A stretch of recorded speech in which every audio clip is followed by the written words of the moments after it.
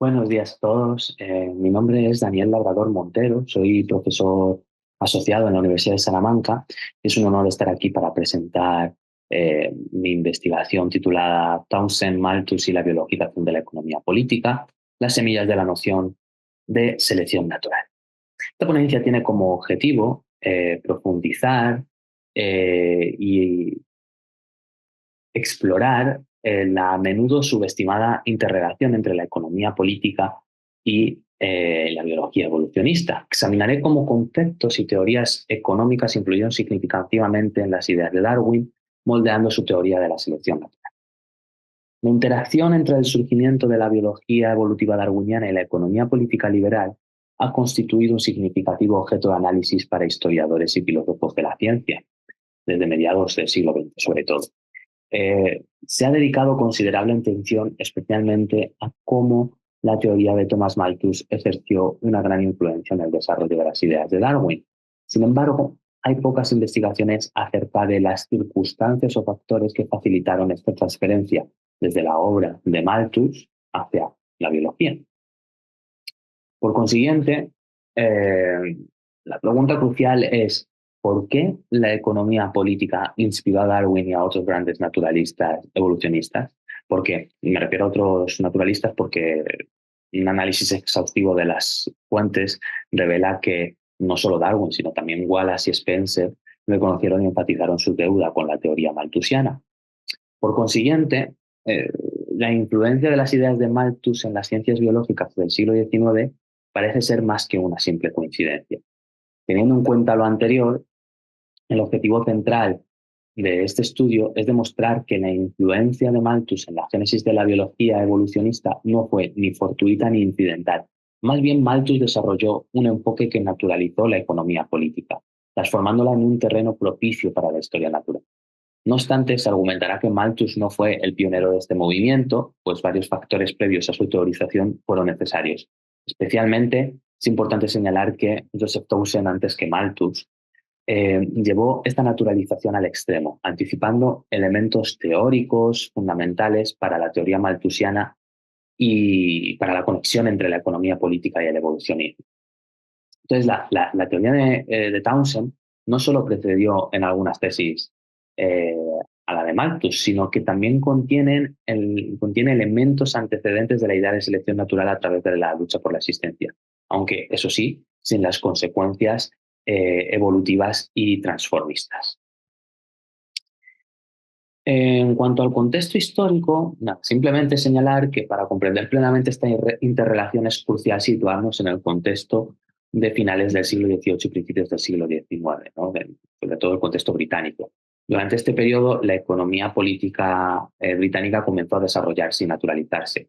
Los fisiócratas franceses fueron pioneros en esa tendencia de naturalización y su influencia se extendió a través del Canal de la Mancha, incluyendo grandes nombres, ¿no? Como Adam Smith, como el propio Townsend y como el propio Malthus.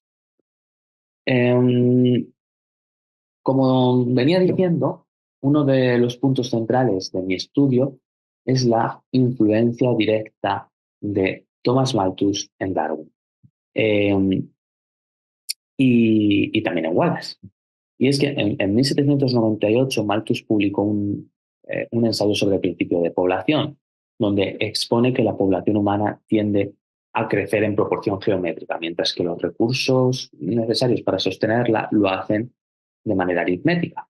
Y esta discrepancia inevitable conduce a una lucha constante por la existencia, donde solo los más aptos sobreviven. Entonces, Darwin, que hoy sabemos bien que leyó a Malthus en octubre de 1838, y que este era un momento determinante para el desarrollo de su teoría de la selección natural, menciona en sus notebooks, en sus cuadernos de notas, explícitamente a Malthus, señalando que la idea de lucha por la existencia fue directamente inspirada por el economista.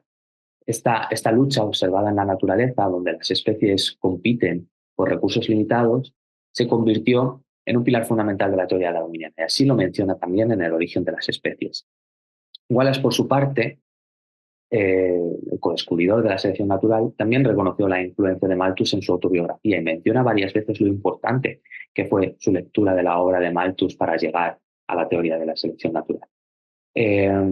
Para que lo revise quien esté interesado, dejo aquí algunas citas que demuestran dicha influencia de Malthus, tanto en Darwin por un lado, como también, como pueden ver, en Wallace. Pueden pausar el vídeo y observarlas con tranquilidad.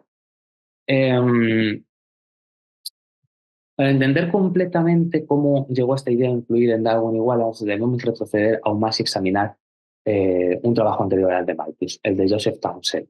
En 1786, Townsend publica una disertación sobre las leyes de pobres, que es un trabajo que criticaba las leyes destinadas al alivio de los pobres en Inglaterra.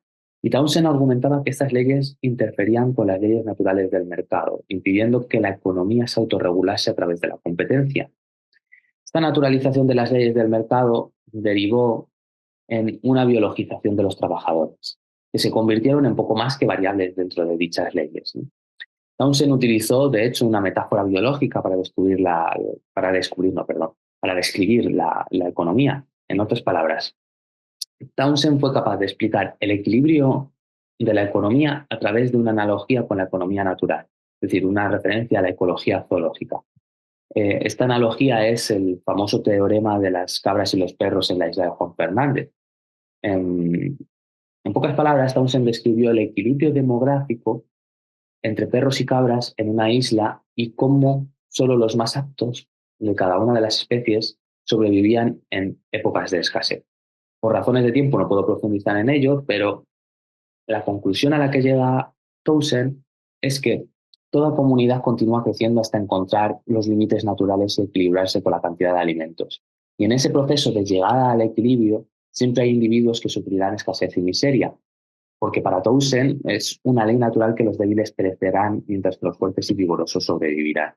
Y así obtiene la conclusión a la que Malthus llegaría más de una década después, a saber que el número de individuos crece a mayor velocidad que el de alimentos.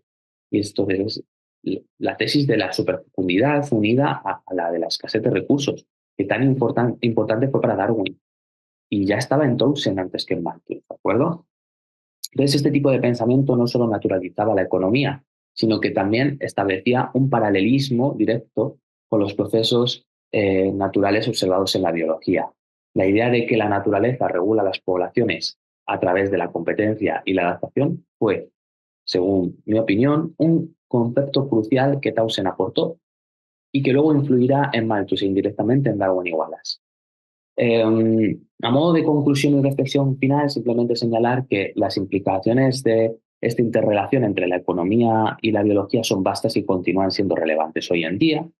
La comprensión de cómo algunos conceptos económicos han influido en la ciencia biológica nos ofrece una perspectiva más rica y matizada de la historia de la ciencia. Además, nos invita a reflexionar sobre cómo las disciplinas aparentemente dispares pueden interactuar y enriquecerse mutuamente.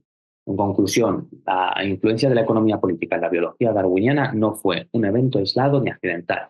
Fue el resultado de un proceso de naturalización iniciado por los fisiócratas y continuado por pensadores como Smith, Townsend y Malthus. Este proceso permitió a Darwin y a Wallace adoptar conceptos económicos clave y aplicarlos al estudio de la naturaleza, revolucionando nuestra comprensión de la vida en la Tierra. Y esto sería todo. Muchas gracias por su atención.